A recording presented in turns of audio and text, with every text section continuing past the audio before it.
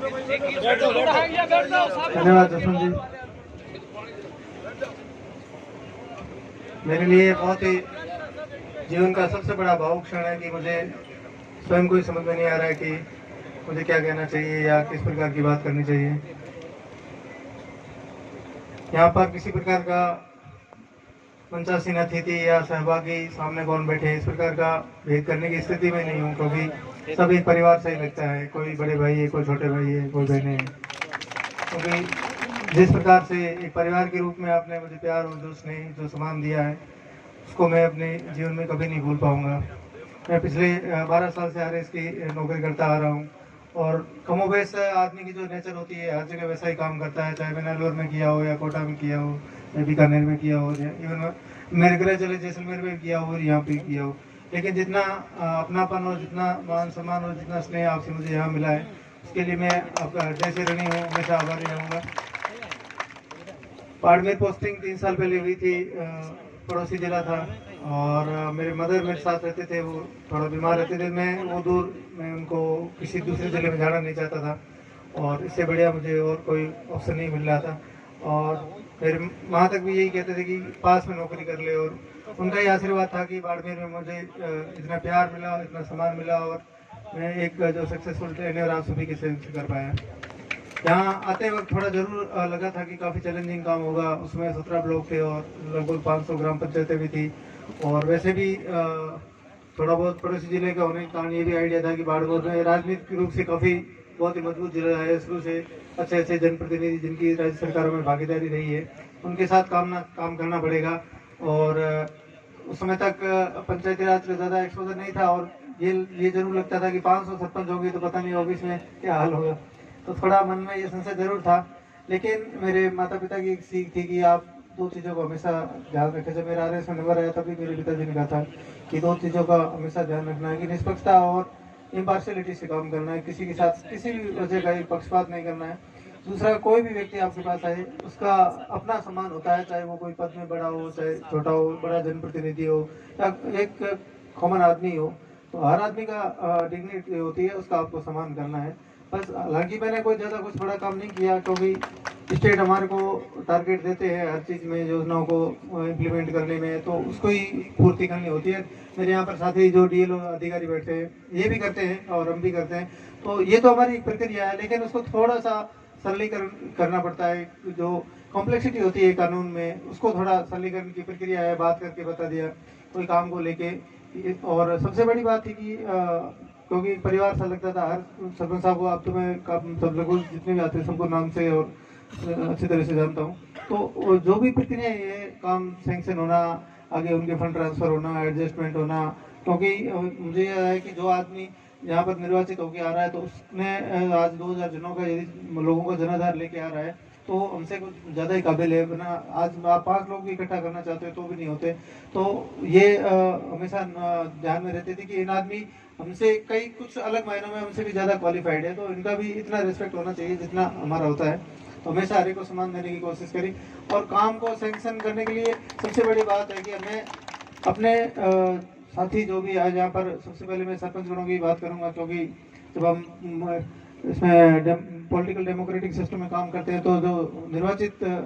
Bureaucracy वो पहले आती है, फिर हमारा नंबर आता है। तो हमेशा ये ध्यान रखना था कि एक किसी प्रकार की इनसिक्योरिटी नहीं थी कि सरपंच साहब काम सैंक्शन करा रहे हैं तो पता नहीं पूरे करेंगे या नहीं करेंगे या कोई अनियमितता हो जाएगी कल को और कोई बात होगी। और ये भी था कि पंचायती राज में 2 पक्ष होते हैं, एक पक्ष चुनाव हारता है दूसरा जीतता है, तो निश्चित रूप से शिकायतें या इस प्रकार की ये चीज़ें भी सामने आती थी। हमेशा प्रैक्टिकली देखा कि वास्तव में ये सही है या गलत है। ऐसा नहीं है कि कागज़ देख लिया और उसके आधार पर कुछ कार्रवाई कर लिया, जिससे हालांकि क्योंकि जनप्रतिनिधि अपने घर का काम नहीं लाते थे तो ये चीज़ हमेशा ध्यान में रखी थी। और आप लोगों को जितना सहयोग मिला है वो जैसे पंचायत पुनर्गठन में भी 200 नई पंचायतें बनी है, तो मैंने पर्सनल रिक्वेस्ट करते हुए आज 199 ग्राम पंचायतों में हमने भूमि आवंटन करके और उनके पंचायतों के भवन बना दिए और इसमें पूरा सहयोग मिला सरपंचों को। कई बार भूमि उपलब्ध नहीं थी, मैंने पर्सनल जैसे घर के काम के लिए रिक्वेस्ट करते हुए ऐसे किया था कि कहीं से आप निजी खातेदारी में या किसी को तैयार कर दो, भूमि समर्पण हो जाएगी, आपका हमारा पंचायत भवन बन जाएगा, हम टाइम पर आपकी सैंक्शन निकाल देंगे, उसकी 4 दीवारी बनवा देंगे, अंदर इंटरलॉकिंग करवा देंगे। एक तरह से घर का काम कैसे करते हैं वो रिश्ता हो गया था, तो मुझे सभी से सहयोग मिला, किसी भी दिक्कत नहीं आई। अभी हमारी एक जो ग्राम पंचायत बच रही है उसमें भी 2 जगह जमीन समर्पण हो रखी है कि इतना अच्छा हमारे सामने ये स्थिति है, तो उसमें भी हम चूज कर लेंगे। और रही बात इसमें मैंने खुद ने भी ये चाहा कि जैसे हमारा काम, कई ऐसी पंचायतें थी जो छोटा मोटा कोई राजस्व के मैटर में कलेक्ट्रेट की रेवेन्यू सेक्शन में फाइल वगैरह लग रही थी, तो मैं खुद पर्सनली उस फाइल को सरपंच साहब से फोन पे कह देता था, आपको आने की आवश्यकता नहीं, इस फाइल को कलेक्ट्रेट से रेवेन्यू से मैं निकाल के आपका करवा दूंगा, क्योंकि आपका ये हमारा एक काम है। ये कभी जिम्मेदारी नहीं थी कि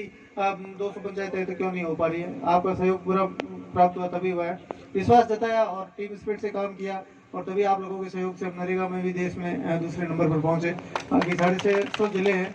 और इतने लोग काम करने वाले हैं, अलग अलग स्टेट में काम होता है, वहाँ पर भारतपुरी में दूसरे नंबर पर पहुंचना भी अपने आप में बड़ा चुनौतीपूर्ण कारण था। विश्वास जरूर था, क्योंकि मुझे स्टेट में हम सबसे ज़्यादा काम सैंक्शन करते हैं, सारे स्कीम्स में बड़े टारगेट आते हैं, चाहे कोई भी योजना हो, तो स्टेट से ये जरूर रहता है कि बड़ा काम सैंक्शन करते हैं भारी मात्रा में, तो इनकम्प्लीट भी बहुत रहते हैं। तो मुझे कमोबेश हर वीसी या मीटिंग में पूछते थे कि आपके काम बहुत ज़्यादा अपूर्ण है, लेकिन मुझे आप लोगों पे भरोसा था कि आप लोग इनको पूरा भी कराएंगे और मुझे हमेशा आगे ले जाएंगे। कई बार कुछ फाइलें हमारे जो कलेक्टर साहब के पास साइन अप्रूवल में जाती है, तो वो कहते थे आप इतने काम क्यों सैंक्शन कर रहे हो, जबकि आपके पहले से इतने। मैंने कहा मुझे हमारी जो ग्राम विकास अधिकारी और सरपंचों की टीम पे पूरा भरोसा है कि वो हमें कभी भी स्टेट के सामने इस तरीके से खड़ा नहीं करने होने देंगे कि हमें वहाँ पर नीचा देखना पड़े। और यही कारण था कि मुझे पूरा कॉन्फिडेंस था, और मैंने ये कभी नहीं सोचा कि स्टेट मान लो कल को हम इतने काम कंप्लीट नहीं करवा पाते तो मेरे खिलाफ भी कोई एक्शन होगा, क्योंकि मुझे था कि मेरा खुद का सच्चा इंटेंशन है और मेरे पास जो काम लेके आते हैं उनका भी सच्चा इंटेंशन है, तो डेफिनेटली पूरा होगा। इसी की बदौलत हम प्रधानमंत्री आवास और महात्मा गांधी नरेगा में प्रधानमंत्री आवास में राजस्थान में सबसे आगे रहे और उसमें जो भारतपुरी में आगे रहे, तो सभी का सहयोग मिलता रहा। ग्राम विकास अधिकारी हमारे परिवार की तरह काम करते रहे,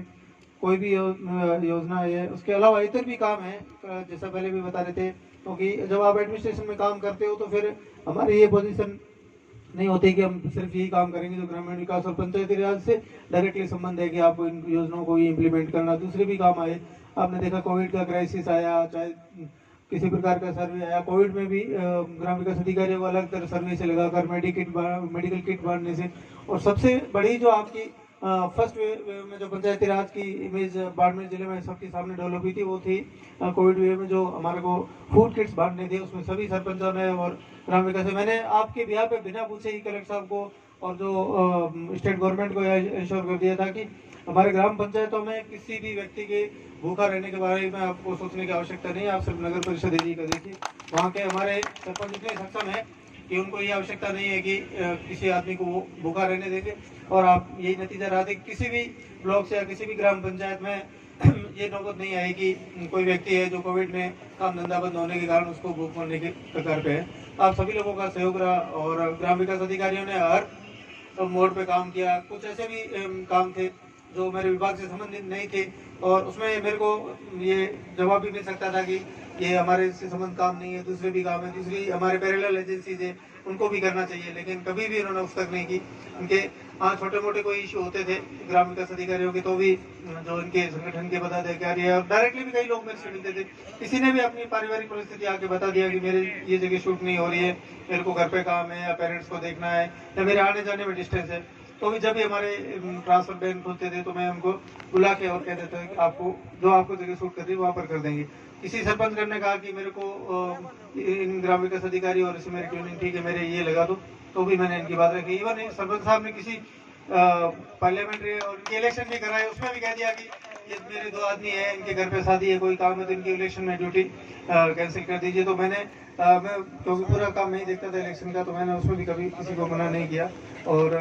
वो भी ध्यान रखा, क्योंकि मेरे परिवार के सदस्य थे और जिस मजबूती से हम काम करते थे तो जिला प्रशासन में और ये कोई पूछता भी नहीं था कि आप किस हिसाब से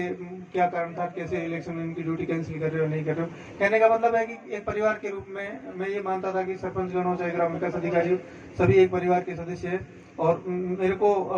परिवार का मुखिया मानते हैं, तो मेरी जिम्मेदारी बनती है कि ये जो काम लेके आए इनको करना है। और कई लोग तो फ्रिक्वेंटली मेरे पास हमेशा लगभग आते रहते थे, जिसमें आप रोशन जी शायद नमाज के टाइम में चले गए होंगे रोजा खोलने के लिए, तो वो लगभग हमेशा मिलते रहते थे, इतने पॉजिटिव आदमी। जब भी मिलते थे मैं पूछता क्या हाल चाल है, तो हमेशा बढ़िया ही कहते थे। बीच में कोरोना में आ जाते थे, मेरे को कोई योजना वगैरह आई है, मैं योजना कोरोना के ही, आप घर चले जाओ नहीं तो और फिर भी नहीं माने, और बाद में फिर कोरोना पॉजिटिव आ गए और जोधपुर से इलाज करके आ गए। इंदिराराम जी आते थे मेरे पास प्रजा से, तो पीपरमेंट की एक कोई काम नहीं है, बस गांव से आए, ऑफिस आए, एक पीपरमेंट की गोली पकड़ाई और फिर वापस चले जाते। मैंने इस काम में, पर इनसे इतना आत्मीयता थी, और सबका और भी आप में से सभी लोग हैं, हम आपस में मिलते रहते और प्रयास यही किया। बड़ा जिला था और काम का प्रेशर काफ़ी ज़्यादा रहता है, दूसरे काम भी आ जाते हैं, वीडियो कॉन्फ्रेंसेज, मीटिंग वगैरह पे। तो मैं कई बार सरपंच कोशिश हमेशा यही करी है। पहले चुनाव भी जो है मैं आया उस समय भी यदि किसी सरपंच ने ये कह दिया कि अब चुनाव आ रहे, जो पंचायत राज के चुनाव जिसमें आप सभी निर्वाचित होकर आए हैं, कि आप थोड़ा ये हमारे काम आगे इनको प्रायोरिटी पर सैंक्शन करोगे तो हमारे को चुनाव में आगे फायदा हो जाएगा। तो मैंने डेफिनेटली सबकी की, कभी भी किसी को ये नहीं पूछा कि इसमें आप मान लो कल को जीत नहीं पाए तो आगे वाला कंप्लीट कराएगा नहीं कराएगा, ये भी मेरी खुद की रिस्क थी। फिर भी मैंने उसमें विश्वास जताया कि ये पॉजिटिव होकर कर रहे हैं तो ये जीतेंगे भी और उन कामों को कंप्लीट भी कराएंगे। तो सब अच्छा रहा। आप सभी के सहयोग से हमने एक 3 साल बहुत अच्छे निकाले। और बाकी काम के प्रेशर में कभी कुछ कहना भी, हमारे ग्राम विकास अधिकारी चाहते एलडीसी छोटी मोटी कई बार कोई डिसिप्लिन एक्शन भी लेने पड़े, क्योंकि हमने मल्टी डायमेंशनल काम है। तो एक परिवार के सदस्य के रूप में थोड़ा सिस्टम चलाने के लिए ये थ्रेटनिंग टाइप कुछ भी करना पड़ता है। उसमें भी पर्सनली मैंने किसी का भी कोई लॉस नहीं होने दिया। यदि किसी के खिलाफ डिसिप्लिन एक्शन शुरू भी किया है तो भी उसको जो भी जवाब वगैरह लेके, ताकि उसका पर्सनल और ऑफिशियली कोई नुकसान नहीं हो, इस चीज़ को भी ध्यान रखा। और काम सैंक्शन या दूसरे जो भी हमारे फंड ट्रांसफर हो गए या पूरे होने और उसमें हालांकि थोड़ा डिले कभी कभार जरूर हुआ होगा। मैं सभी सरपंचों से इस मामले में क्षमा चाहूंगा कि यदि आपको लगा हो, क्योंकि काम का इतना प्रेशर रहता था, वॉल्यूम अपने जिले का इतना बड़ा है कि बैठ बैठ के 10 घंटे भी यदि आप फाइलें निकालते हो तो भी पूरी कई बार हो नहीं पाती थी। क्योंकि मैं रेगुलर इवन सैटरडे संडे को भी बैठ के कम से कम रेगुलर 8-9 घंटों की सेटिंग के साथ साथ काम करते थे, फिर भी कोशिश करते थे। और सबसे अच्छी बात है कि कोई काम नहीं हो पाने की स्थिति में थी तो आप लोगों को मैंने कन्विंस करने की कोशिश भी, कई बार मार्च में काम लेके आते थे तो भी मैं कहता था कि अब वित्तीय वर्ष खत्म हो रहा है, अभी सैंक्शन करेंगे तो मेरे खाते में बोल जाएंगे और मेरे को स्टेट से सुनना पड़ेगा, क्योंकि अभी अगले महीने में अपन नई भी सर बना रहे उसमें रेट भी अच्छी आएगी। तो आप लोगों ने इस चीज़ को माना, मेरा सहयोग किया और तभी मुझे आज इतना सम्मान मिला, कलेक्टर साहब के द्वारा भी अप्रिसिएशन मिला, क्योंकि उसमें आप सभी का सहयोग और सबकी भागीदारी थी। अन्यथा मैं वैसे भी मेरे साथी अधिकारी वैसे ही काम कर रहा हूँ। ठीक है, आप में मैंने विश्वास जताया, मेरी जिला परिषद की टीम में, पंचायत समितियों की हमारी टीम में और ग्राम पंचायतों में मैंने विश्वास जताया कि मुझे पता है कि सब अच्छा कर रहे हैं और सब अच्छे रिजल्ट देंगे, इसी वजह से हम सब अच्छा कर पाए हैं। और आपने जो मेरे को सम्मान दिया उसके बारे में मेरे कहने के लिए कोई शब्द नहीं है। और मैंने इतना कभी सोचा नहीं था कि मैं सरकारी नौकरी में रहते हुए, काम करते हुए भी इतना कुछ कर पाऊंगा। ये इसके आगे करोड़ों की संपत्ति भी नगण्य है जितना आपने मुझे सम्मान दिया। और पूरे जिले में विभिन्न अंचलों से आज इसमें भी आकर आपने इस कार्यक्रम को सफल बनाया, मैं आपका पुनः हार्दिक आभार प्रकट करना चाहता हूँ। और सरकारी सिस्टम में 3 साल हमारे आरएस के सर्विसेज में काफ़ी लंबा टेन्योर हो जाता है, तो फिर स्टेट भी चाहता है कि कोई दूसरी जगह पर अधिकारी को भेजे, और कई बार हम खुद भी चाहते हैं, कुछ पारिवारिक कारण भी हो जाते हैं। तो इस वजह से आप सभी से विदाई लेने के समय में मैं आपका पुनः आभार प्रकट करूंगा कि आपने मुझे इतना सम्मान की काबिल समझा और सम्मान दिया। मैं आपका हमेशा से ऋणी रहूंगा। साथ ही ये भी कोई कहने की आवश्यकता नहीं है कि अगली पोस्टिंग पे जा रहा हूँ तो वहाँ पर आपके लिए मैं हमेशा आज की तरह ही सर्वसुलभ हूँ। आप मेरे नंबर लगभग सबके पास ही है और वैसे भी मिलते रहेंगे। और आप लोग कभी जयपुर भी बता रहे हैं, सभी के काम का कुछ न कुछ कई बार 2-4 महीने से होता है। बिल्कुल आप बेझिझक कभी भी आएँ और मैं आपके साथ छोटे भाई और बड़े भाई की तरह हमेशा से हाजिर रहूँगा। आप सभी को पुनः, और खासतौर से सरपंच संघ अध्यक्ष और विकास अधिकारी संघ अध्यक्ष जो इतने दिनों से मेहनत करे, आप सभी ने जो इतना अच्छा आयोजन किया है और जिला प्रशासन में जो इसके कारण मुझे गौरवान्वित किया है, उसके लिए मैं आपका अपना हार्दिक आभार प्रकट करता हूँ। Thank you very much.